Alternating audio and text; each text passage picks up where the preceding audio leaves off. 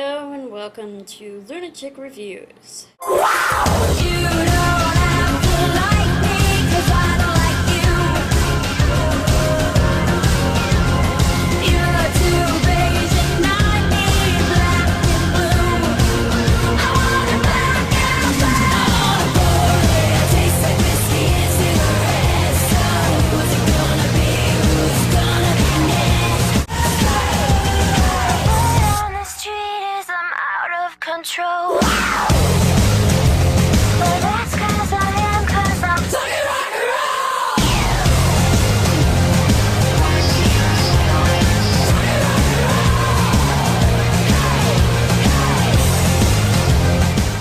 Today's review is a story about a man whore who is afraid of commitment, realizes he's in love with his best friend, and ends up getting over his issues, which were instilled by his man whore of a father, and ends up marrying his best friend. There. That's the movie in, like, less than a minute. See you next time. Your high school sweetheart, Anthony. Nice name. He's also an upstanding member of her church. Lapis, and what I love about Lapis. 5 days, but I'm mad now. Yeah. I'd kill you if I had my gun. Yeah, well, you don't. Esa señora dijo que no ayudaba a Gabrielita.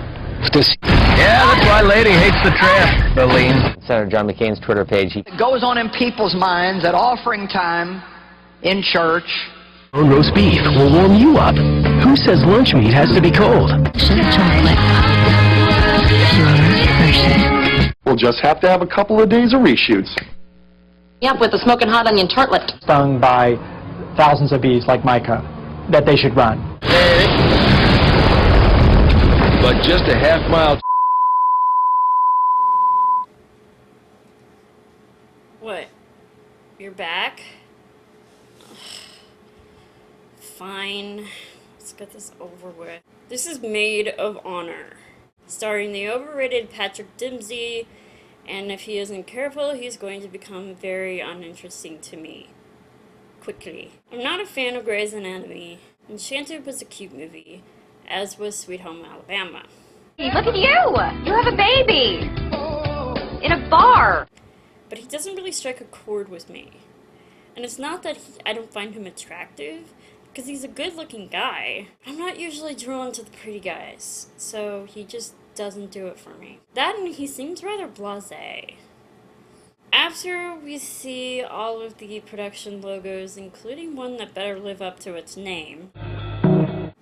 Yeah, right, when pigs fly. We open at a university back in 1998. It's Halloween, and a guy dressed up as Bill Clinton is making his way through the party. This guy is creeping me out. Please stop it. Oh, Smash Mouth.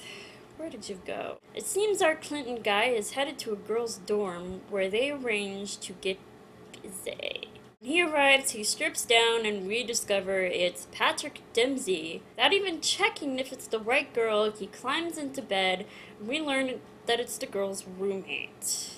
I can't remember the girl's name, and she's of no further value to this movie, so it doesn't matter. The roommate naturally freaks out and proceeds to spray Dempsey in the face with what anyone would assume is mace. What was that, Mace? Eternity by Calvin Klein.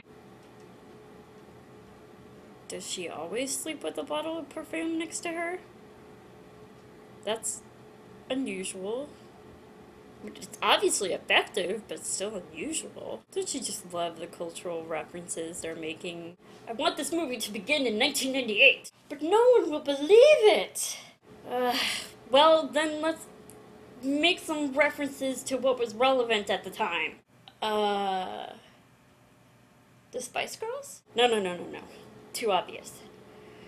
They'll have a Halloween costume party, and someone will dress up as Bill Clinton, one random chick will be dressed as Hillary, and we'll have a dozen Monicas. And then we'll have Patrick sprayed in the eye with Calvin Klein perfume. Oh, and have a band playing that is no longer famous.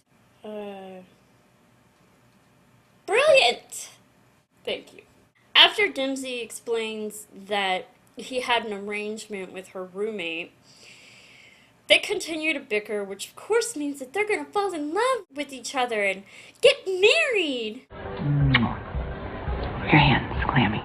Aren't they darling? Really unnecessary scene in 3, 2, 1.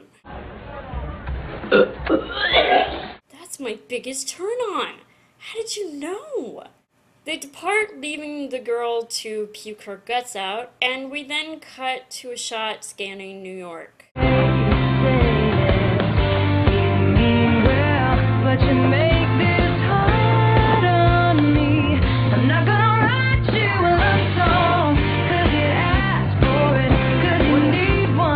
love this song! It's been 10 years, but Dempsey hasn't aged the slightest. We see him in some blonde's bed. This is where we discover he has a rule book. Back-to-backs are seeing each other 2 nights in a row, and you know I don't do that. And you just break one of your stupid rules. No.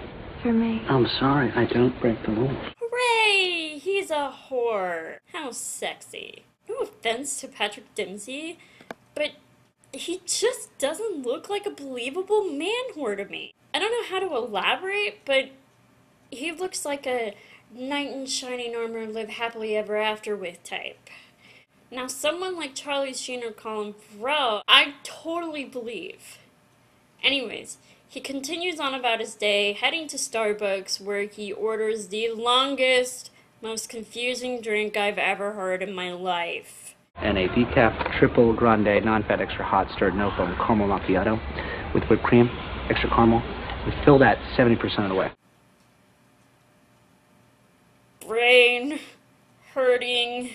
He gets picked up by a hot blonde. Yeah, okay. Oh, I think I picked up yours by accident. Sorry about that. Oh, Gloria. You're real smooth. He didn't even say anything to you, and you gave out your number? What if he was a serial killer or the abusive type? Jesus. Good morning, Hannah. Coffee the way you like it. Perfect timing. I don't really understand how these two became best friends after such an awkward first meeting. But they have lunch and wander around New York when Dempsey asks her to come with him to his father's 6th wedding. She's reluctant but agrees. Last time. Thank you. Thank you. At the wedding, we meet his father, who's even more of a bachelor than he is. Bring the lovely Hannah? Yes, I did. You know, you don't act on that pretty soon. You know what I'm going to do? No. I'm going to make her my number 6. 7. This is number 6. On his wedding day to an extremely younger lady, he's negotiating a prenuptial agreement. A very disturbing one at that. So agree to 3 with a bi-monthly BJ. At the reception, we hear an oddly appropriate song playing. They talk, when suddenly... What? Dempsey freaks out. Turns out he has a stalker, whom has dedicated a blog to him. Of course he has a stalker, because he's not arrogant enough. And we as moviegoers couldn't possibly fathom how desirable his character is supposed to be. I think I need to start a new blog now. Later that evening, as they're walking, Hannah tells Tom, Dempsey, that she has to go to Scotland for a while. What are you doing? I'm gonna jump. No. Please do. Yay, no more McDreamy. And if you're in love with him, tell him. Hannah goes on her business trip to Scotland, and Tom tries to make the most of her absence. He and his friends play basketball. Ew! Geeky guy needs longer shorts! The guys discuss marriage versus single life. You know, I was going to ask, do men really talk like this? And then I decided, I don't want to know. While Hannah is away, Tom feels empty. So he tries to fill the void by taking his many lovers out, doing the things he would be doing with Hannah. Dude, you're not going to find another Hannah. He tries to call Hannah as Hannah has tried to call him, but their reception sucks. Oh, hello. You're cutting out. I can't hear anything. Hooray for technology! I'm surrounded with a herd of cows. A herd of cows, huh? After that, he continues his pitiful attempt at getting by without her when he professes his feelings for Hannah to his friends. What's the matter with you today? I think I might have feelings for Hannah. You're like 9 years too late, dipshit. Sometime later, Hannah returns, and Tom is determined to tell Hannah he loves her. Sadly, as I'm sure we all predicted, even if the trailer hadn't told me, Hannah met someone in Scotland. And he proposed, and I accepted. Wow, that's just... A month? Really? Wait, not even a month. Because I'm assuming she'd been in Scotland for a good week or so prior to the herd of cows incident. Jesus fucking Christ, were you together every day? Shit! Hannah, darling. There are different types of whores. Hannah asks Tom to be her maid of honor. Tom and his friends cook up a scheme to win Hannah back, which is kind of redundant since she was already his. He just didn't have the balls to take her when she was single. Now that someone else has her, he suddenly has the balls. We're soon introduced to the other bridesmaids.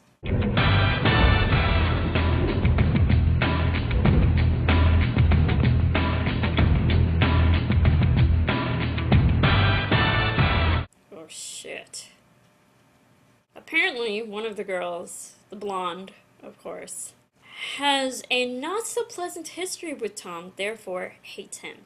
As every self-respecting woman should. He and whatever her name is, played by Busy Phillips, argue after Hannah excuses herself to speak with her fiancé, Colin. Oh yeah, that. It's Colin, you guys. Aww. Hi, babe. That is so sweet. I'm going to vomit. Seriously. I can't remember how, but Colin ends up doing some male bonding with Tom and his buddies. Back in Scotland, it's more of a women's game. Oh snap.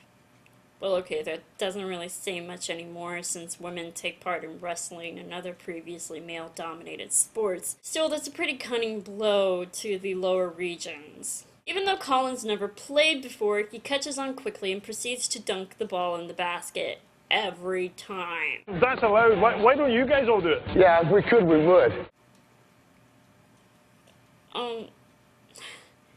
You said that backwards, therefore that makes no sense. After the game, the guys hit the showers.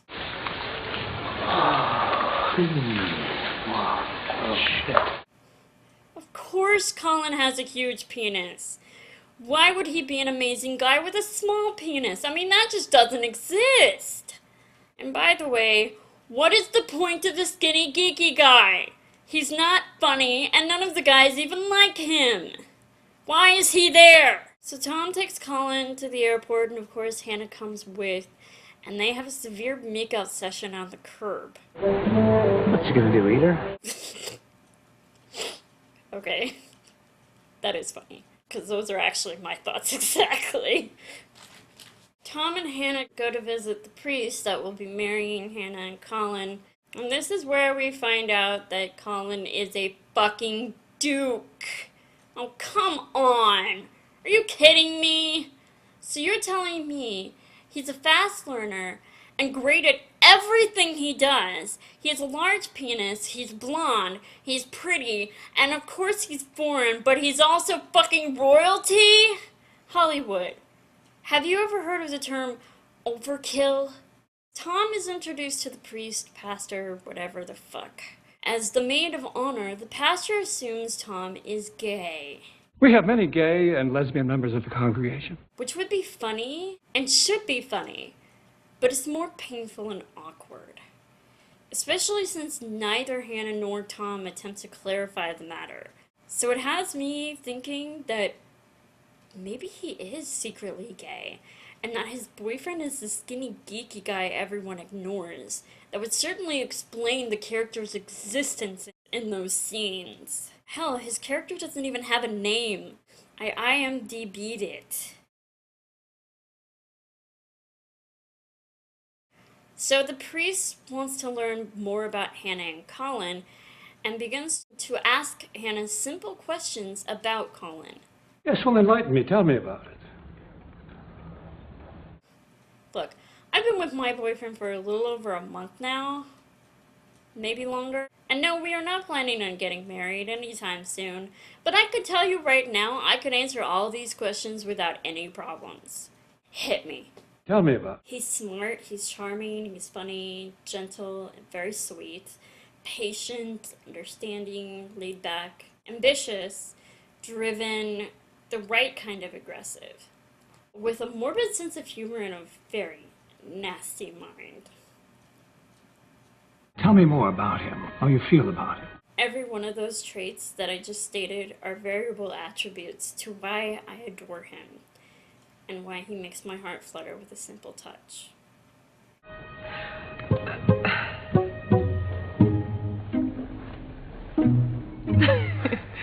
Hun, if you don't know anything about your fiancé and you marry him, you'll be divorced in 6 months at the most. Jesus, what did you guys do? Make out the whole time? Tom has to put together some gift baskets for Hannah's bridal shower, putting his game night with his friends on hold. A couple of his friends make the best of the change in plans, but one skips out. Pussy. Bitch bridesmaid tips off Tom, giving him a card he thinks is for entertainment at the bridal shower, but instead the woman showcases sex toys. That's not awkward at all, especially with Hannah's mother and grandmother there. Oh no. Hannah ends up really disappointed, and all I can say is, you're the one marrying a guy you know nothing about. After the slight bump in the road, Tom and his friends decide he needs to step up his game. And they give him magazines and DVDs for when their wives, girlfriends, or sisters played Maid of Honor. Tom watches a DVD. Ew, Elizabeth Hasselbeck, turn it off, turn it off!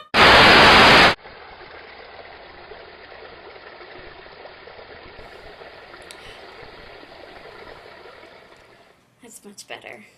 Hannah and Tom go shopping and end up hunting for lingerie.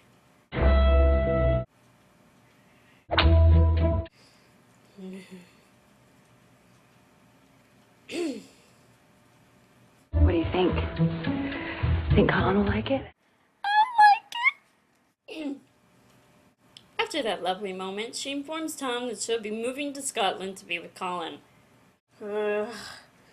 So many things wrong with her rearranging her life for a guy she barely knows. Tom has a drink with his father, and of course he's been through the exact same thing, and also informs Tom. By the way, I'm getting another divorce. I'm so shocked. I love how the music gets all sentimental, like the scene is supposed to mean something, but check out their conversation that they're having for the most part. Love something set her free.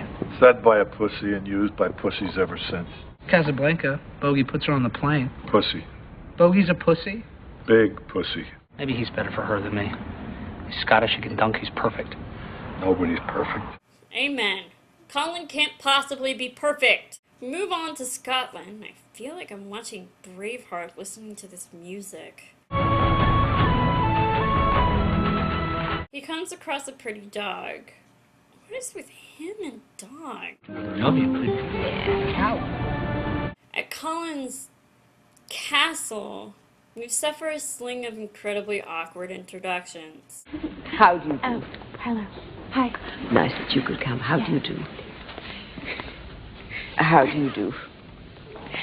We get to endure the Highland Games. In honor of the wedding. Oh, it goes right back to the time when the groom had to prove that he was man enough to deserve the bride.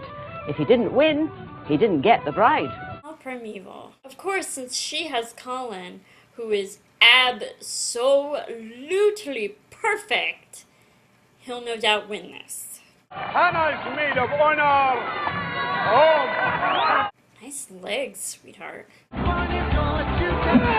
I don't want to see up any of their kilts, thank you very much. Deep in love am I, Hannah. Oh, and he sings. He's been playing the bagpipes ever since he was 3 years old, practices every night. Every night? Oh, never misses. Sweet Jesus, seriously? You've now entered the realm of superhuman. They have dinner, and of course, oh, did I forget to mention Miss Hannah doesn't eat meat? Pepper, cheese, chopped up baby lamb lung. How are you? Everything we are eating this evening, Colin has killed. In your honor. That is so thoughtful. No, honey, you are so uncomfortable right now, and you're at the point where you're just lying to yourself. Blah, blah, blah, Tom and Hannah kiss. How unexpected! Later that night after they kiss, we see them both brooding in their rooms. I mean, chambers. You know who you love. One hot, steamy fling with a foreigner cannot instantly undo 10 years of pining. 10 years! As Hannah goes to speak with Tom, the bitchy bridesmaid, I think her name is Melissa, comes in half naked and drunk. Oh, come on! That is the lowest cliche ever! Blah, blah, blah. Hannah and Tom bicker. I need someone who truly loves me. Someone I can trust. That's not Colin, and you know it. Tom leaves, blah, blah, blah, but wait! He sees a dog. Oh, you've got the magic touch. Your hands are so soft. Have you been using lotion? Will you please drop the lotion? Okay, but I ain't picking it up anywhere near your ass. No idea how the dog ties into anything, but whatever. Tom decides to head back, but of course he missed the ferry, and there's only one, which means he'll have to make a dramatic entrance. Now speak or forever hold his peace. Sure enough, he comes flying through the doors, breaks up the wedding, somehow convinces Hannah when he couldn't do so just the night before. And we're back to New York City, where the same priest whom thought Tom was gay is now marrying them. They end with a reminder of how they met. What are you doing? I'm just making sure I got the right girl this time. Thank you, God. It's over. This movie is beyond cliche, and I can honestly say that I have seen this half a dozen times, if not more. The only difference is that the guy is the maid of honor, and he's not gay. That's it. Please don't waste your time. That's all I have to say. Until next time.